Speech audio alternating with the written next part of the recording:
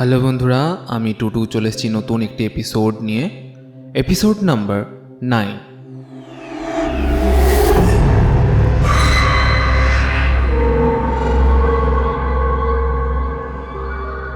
আজ আমাদের ঘটনা পাঠিয়েছে সুতপা।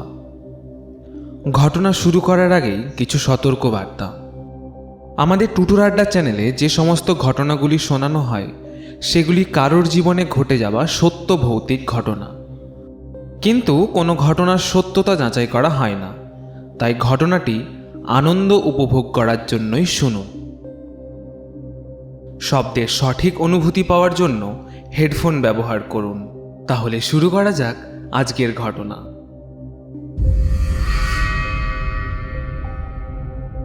ঘটনাটি আজ থেকে প্রায় ৮০ বছর আগের ঘটনা।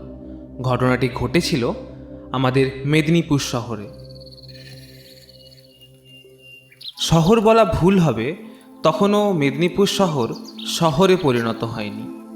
তখনও খুব একটা বেশি উন্নত হয়ে ওঠেনি মেদিনীপুর। গ্রাম বাংলার ছবি বর্তমান এই মেদিনীপুরে। মাটির ঘরদোয়ার, কাঁচা মাটির রাস্তা, মানুষজনের আনাগোনাও খুব একটা বেশি ছিল না। চিকিৎসা ও শিক্ষাও খুব একটা উন্নত হয়নি।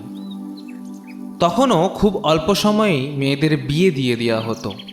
বাল্যবিবাহ নিরোধ প্রচলিত থাকলেও কেউ মানত না।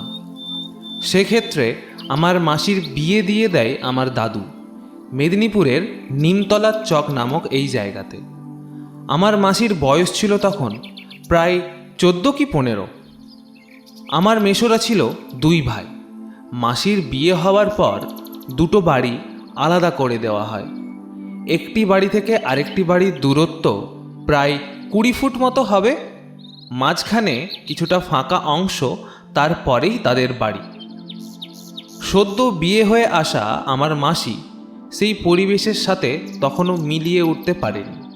সে মত অবস্থাতেই একদিন আমার মাসি রান্নাঘরে রান্না করতে যায়।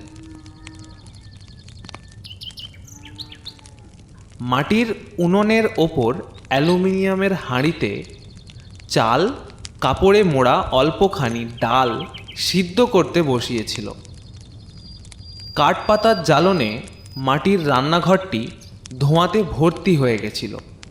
সেই ধোঁয়া মাসির চোখে লাগতেই মাসির চোখ ধাঁধিয়ে উঠল।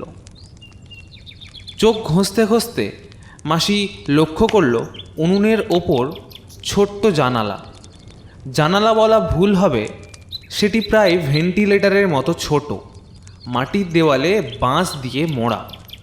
সেই ছিদ্র দিয়ে কেউ হাত বাড়িয়েছে। হাতে ভিন্ন রঙের কাঁচের চুড়ি পরা। হাতটি ভিক্ষুকের মতন ভিক্ষে চাইছিল, কিন্তু কোনো সাড়া শব্দ নেই। শুধু হাতটা বাড়িয়ে দিয়েছিল সেই ছোট্ট জানালাটি দিয়ে। মাসিদের অবস্থা তখন অনেকটাই খারাপ। সারাদিনে একবার উনুন জ্বালানো হতো। সকালবেলায় রান্না করা খাবারই রাত্রে খেয়ে ঘুমোতে হতো। তাদের কাছে ভিখারিকে দেওয়ার মতন কিছুই নেই। তাই তাকে মাসি বলে উঠল, এই এখান থেকে যা তো, এখন কিছু নেই, পরে আসিস ক্ষণে, তখন না হয় দেব। কোনো সাড়া শব্দ না করেই হাতটি ফেরত চলে গেল ওই জানালা দিয়ে। এই রকম ঘটনা আরও 2-3 বার হয়। প্রত্যেকবারের নেই এইবারেও তাকে দেওয়ার মতন কিছুই ছিল না। খালি হাতেই তাকে ফেরত যেতে হয় প্রত্যেক দিন। বিয়ের প্রায় 6 মাস পর মাসির গর্ভে আসে এক নতুন সন্তান। মাসি ঘরের মধ্যে থাকলে লক্ষ্য করে সে একলা নেই, যেন মনে হয় ঘরে অদৃশ্য কোনো সত্তার আবির্ভাব আছে। এই মত অবস্থাতেই আমার মাসি একদিন রান্নাঘরে রান্না করছিল। সেই ছোট্ট জানালাটি দিয়ে আবারও কেউ হাত বাড়িয়েছে। একটু বিরক্ত হয়েই মাসি তাকে বলল, রোজ রোজ চলে আসিস, যা তো এখান থেকে, এখানে কিছু নেই দেওয়ার মতো। এইসব ঘটনা তার যা এবং পাড়া প্রতিবেশীদের বললে তারা বলে, ও তুমি এসবে নজর করো না, এরকম হতেই থাকে। মাসির বাচ্চা হওয়ার পর বাড়ির কাজে হাত লাগানোর জন্য মাকে ডেকে আনে মেসো। আমার মায়ের বয়স তখন 11 কি 12। আমার মা ভীষণ ভীতু, নিজের ছায়া দেখলেই হয়তো ভয় পেয়ে ওঠে। মাও এসে এই বাড়িতে একটা অস্বস্তিকর অনুভূতি করতে থাকে।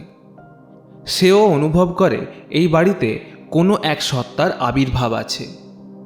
একদিন গোধূলিবেলায় মাসি যায় তার জায়ের বাড়িতে চা করার জন্য, কারণ তাদের বাড়িতে একবারই উনুন জ্বলত, দ্বিতীয়বার উনুন জ্বালানোর মতো সামর্থ্য ছিল না। আমার মা বাড়িতে একা থাকবে না। মা মাসিকে বলল, আমি একা থাকতে পারবো না, আমায় নিয়ে চল। মাসি বলে, আরে এই তো পাশের বাড়িতেই আছি, তুই এখান থেকেই আমাকে দেখতে পাবি। ভয় লাগলে আমাকে জোর করে হাঁক দিস, দৌড়ে চলে আসব।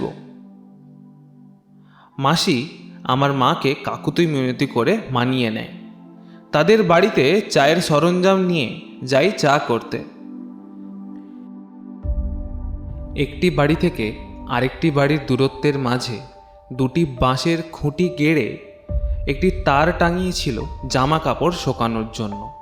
তাতে মেলা ছিল কিছু কাপড়। মাসি কিছুটা দূর এগিয়ে যেতে মা তাকে দেখতে পেল না। প্রায় তখন অন্ধকার হয়ে এসেছিল। তখনই বাচ্চাটা জোরে কান্না শুরু করে। তাকে কোনো মতেই ভোলানো যাচ্ছিল না।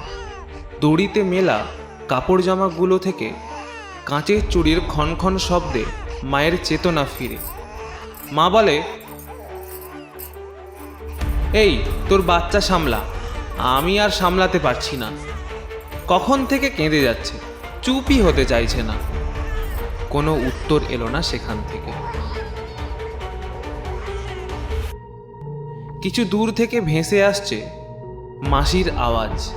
মাসি তার যাকে বলে, দিদি আমার হয়ে গেছে, তুমি উনুনে কিছু চাপাতে চাইলে চাপাতে পারো। মা তখন বুঝতে পারে, দিদি যদি ওখানে, তাহলে এখানে কার শব্দ?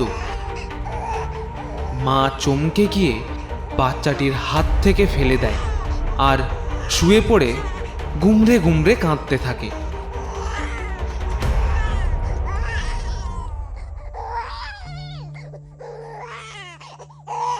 মাসি এসে দেখে দুজনেই কাঁদছে।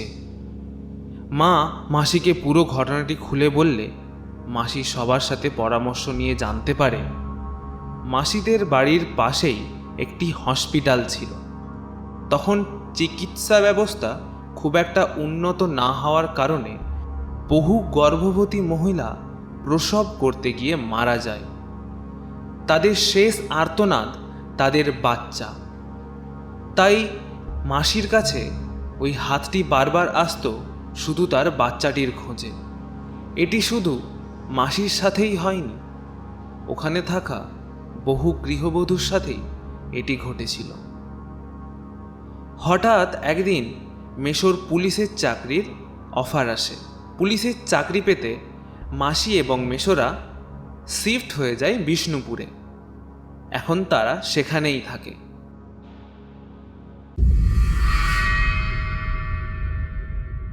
থ্যাংক ইউ মাসিমণি আমাদের এত সুন্দর একটি ঘটনা পাঠানোর জন্য। ঘটনাটি ছোট হলেও তার মধ্যে বহু মায়া মমতা জুড়িয়ে আছে বহু ভালোবাসা। আমাদের চ্যানেলটি সত্য ঘটনাকেই প্রাধান্য দেয়। ঘটনাটি ভৌতিক না অলৌকিক সেটা ম্যাটার করে না, ম্যাটার করে সেটা সত্য কিনা। আপনারা আমাদের সত্য ঘটনা পাঠানোর জন্য আমাদের স্ক্রিনে দেওয়া নাম্বারে যোগাযোগ করুন আর পাঠিয়ে দিন আপনাদের কাছে থাকা ভৌতিক বা অলৌকিক সত্য ঘটনা। আজকের আড্ডা এখানেই শেষ। আবার আসবো পরের মঙ্গলবার নতুন এক ঘটনা নিয়ে। ততক্ষণ আপনারা ভালো থাকুন, সুস্থ থাকুন, হ্যাপি থাকুন আর ভয় পেতে থাকুন উইথ টুটুর আড্ডা।